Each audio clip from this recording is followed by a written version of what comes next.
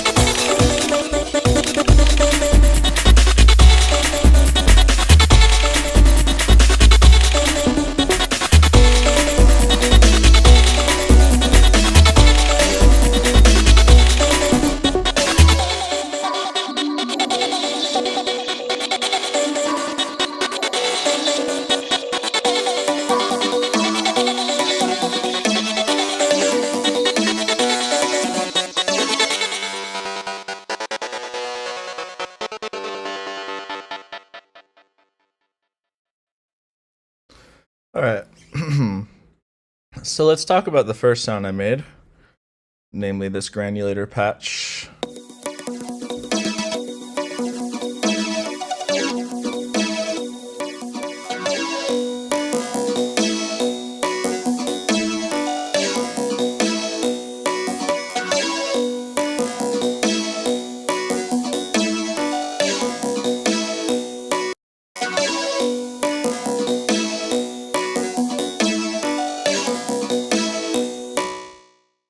Okay, so without the roar, let me first preface this by saying the main trick I'm using is the fact that roar now has a MIDI to feedback note tracking section here. If you open it up, and I love roar. It's one of my favorite, most used distortions now. It's a really great tool. One stage, and then turn the feedback up, keep the bandpass filter in the middle. And I'm taking the MIDI from this little bass line that I wrote underneath in this Source Boy track right here. And this, you can see, has nothing on it. It's literally just blank MIDI, or not blank MIDI, but it's MIDI with no instrument in.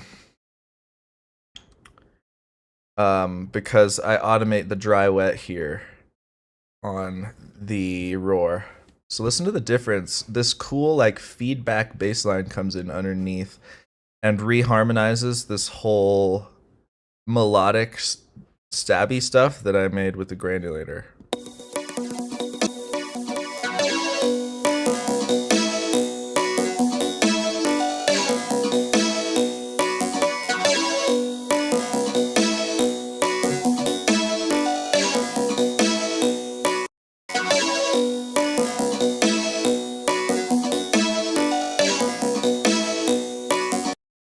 And you'll really hear it if I turn this amount of the distortion up.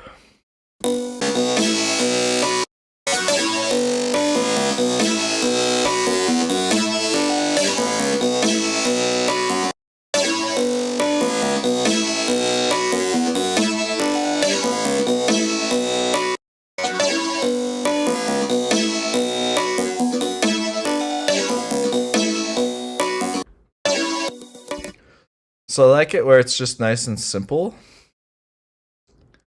And okay, so let's then move to the bass line here. The bass line is interesting. So without the roar, it sounds like this.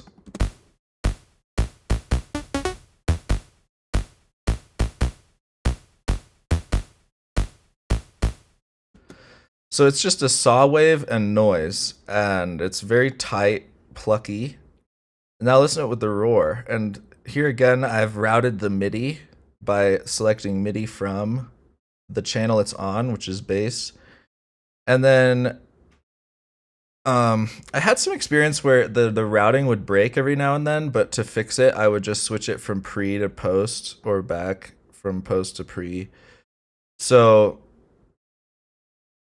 be aware of that. I don't. This is kind of a new thing, and I don't know. There might be some bugs under the surface of Ableton, but now listen to it with the roar. And again, I'm just turning up the feedback. It's on soft up, and the amount of the feedback mode up, and you get this great like tail.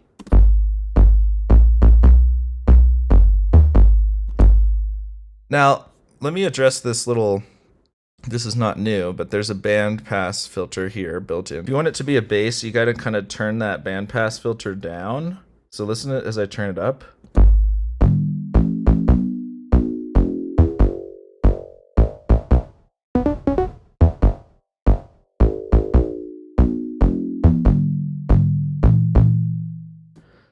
And then listen as I change the width of this bandpass filter.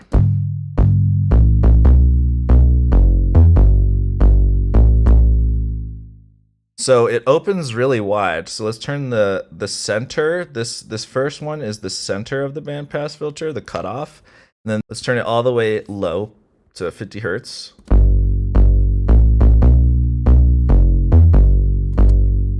So that has a lot more upper frequency.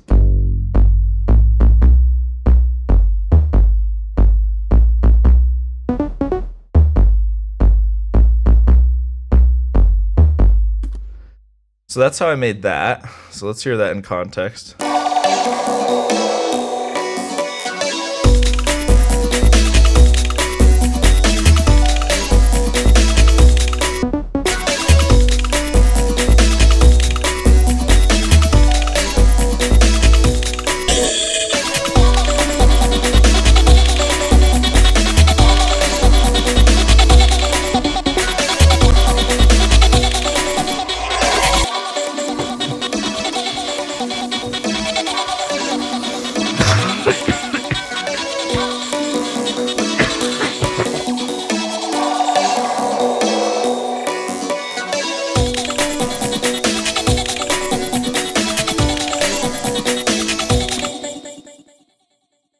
All right, so I also made this vocal chop, and this has the roar melody built into it as well. So let's solo that.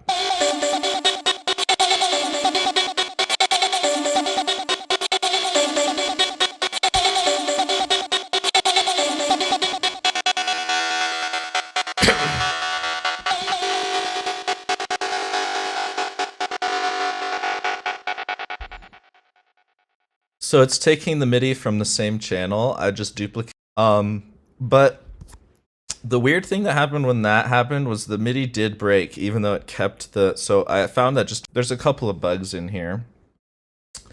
But you know, it's really cool that they added this. And I used to, for this purpose, I used to and still do use Spectral Resonator. But I was wondering if they added it. No, they didn't add it to Spectral Time. But let's get the resonator out, and you can see here in the resonator, it has a MIDI or internal mode. And you can get this same sort of effect, but with more crazy, like, spectral, maybe after the roar, and just so you can see how this routes. So we'll go MIDI from, it was called source. And then you can choose to have it mono or poly. In this case, we're going to do mono because it's a mono line. And the way I like to think about this to get really good results with a little upper tenor bass line, basically. And like when you try to do that, it usually, so I can explain the concept. Okay, so let's go over here and let's get a transient. So sometimes I like to use just random sound design. Here's a file of random sound design. And then let's turn the sustain all the way down and the decay to like pretty short, like 50 milliseconds. And Now we can get some good transients from this.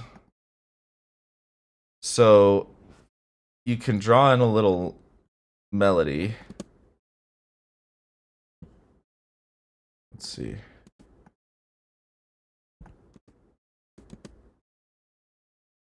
Solo. Okay. So let's go a little longer.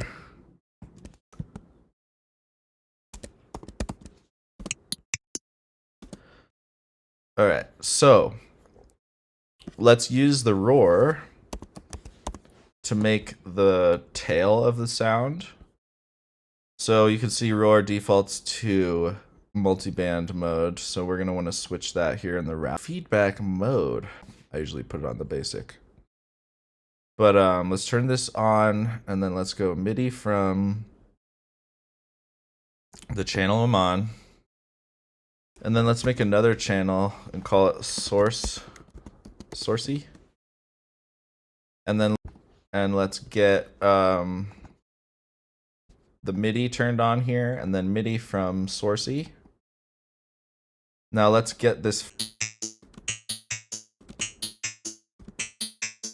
Whoa.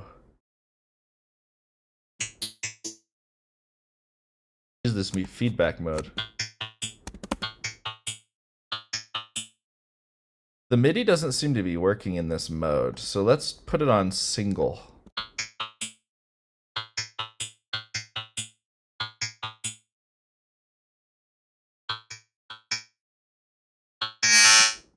You have to turn up the amount of the stage for the feedback to happen.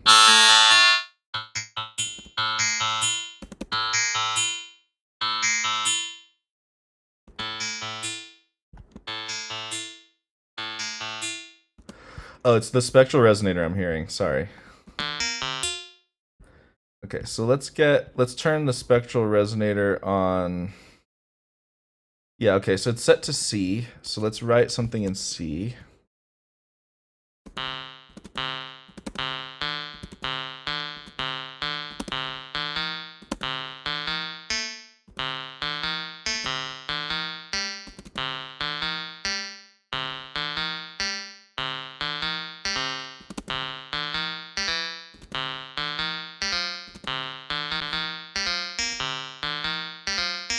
We can have this be, if we put this on a sampler, you can turn the scale down, and what this means is that every single note will trigger the same pitch sample. So this sample will not pitch around with the notes anymore. Let's high pass it.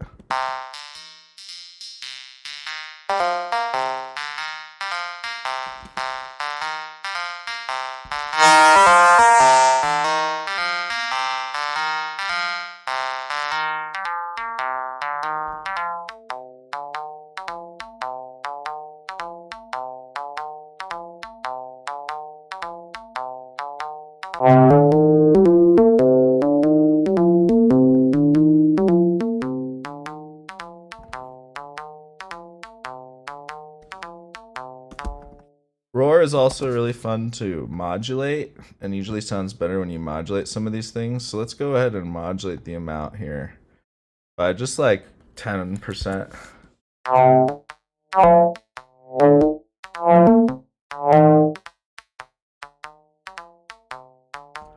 Let's even go for 5%.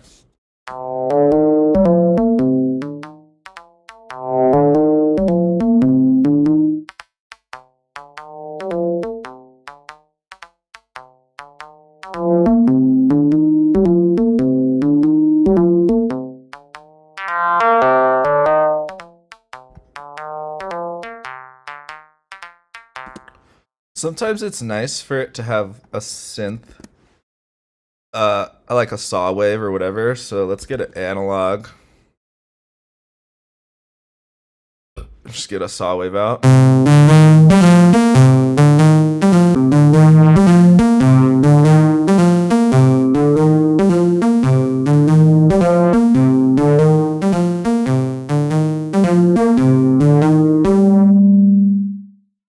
There's some weird harmonics in this for sure. Sine pluck.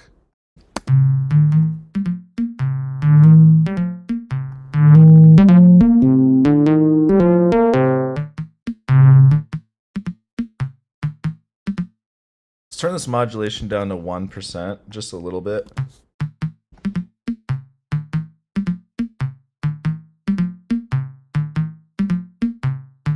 All right, now let's fix this resonator because this is what's messing with the sound. So let's get our MIDI clip and let's just see what happens when we copy it.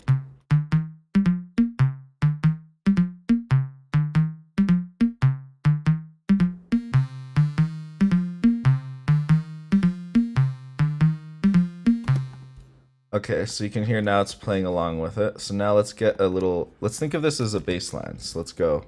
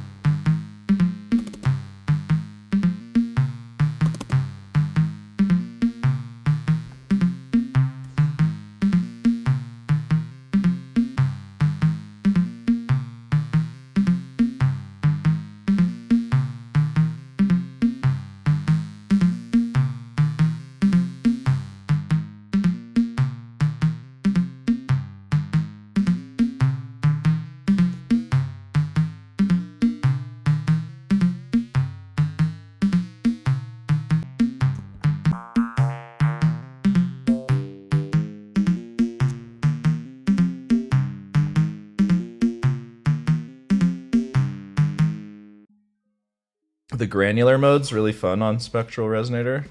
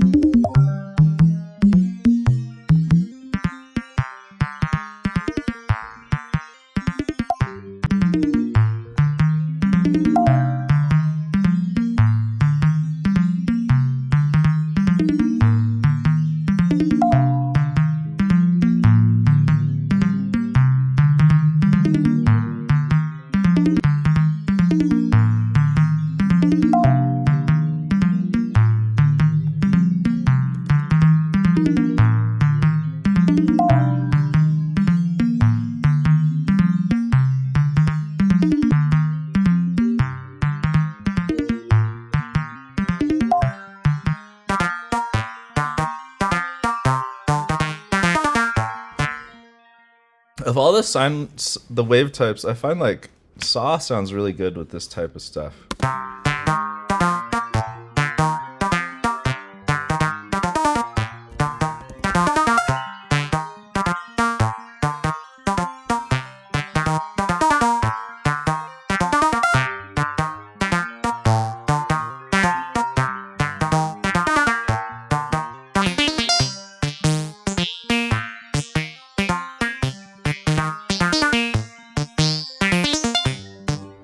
So what I just did there is I randomized the frequency of this bandpass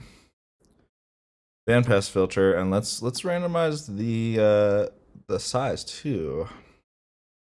And I added some random inside the phase plant there.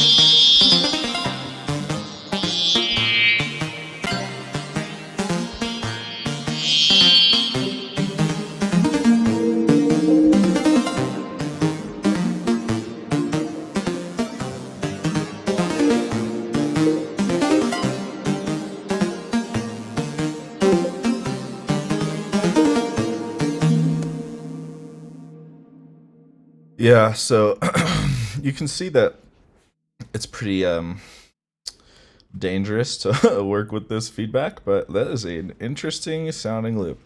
So Ableton 12.2, you got that's pretty dang cool. So let's do that. Right, now you got this weird like harmony like thing that's like all made out of one sound. It's interesting.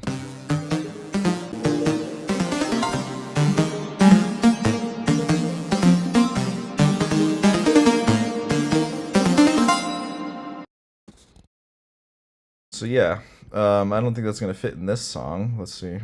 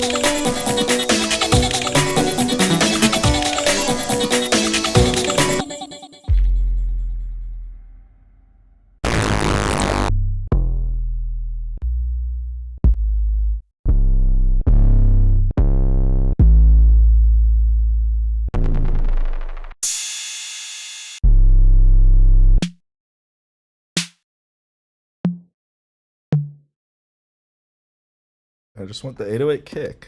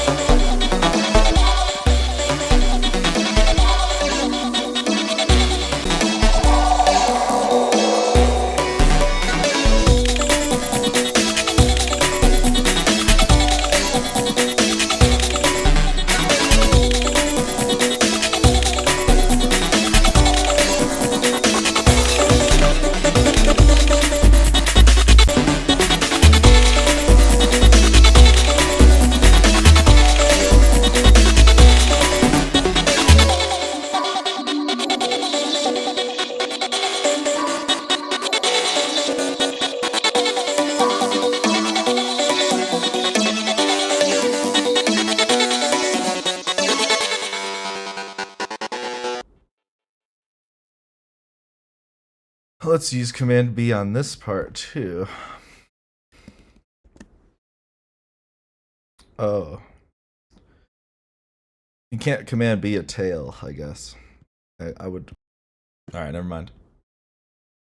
We'll have to use this because I already recorded this part. That should sound about the same.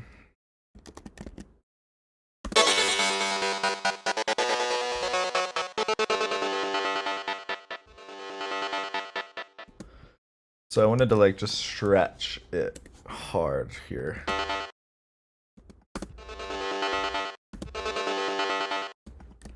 So, but I want to keep that first part good. So let's blend this in. And then let's stretch the shizzle out of this.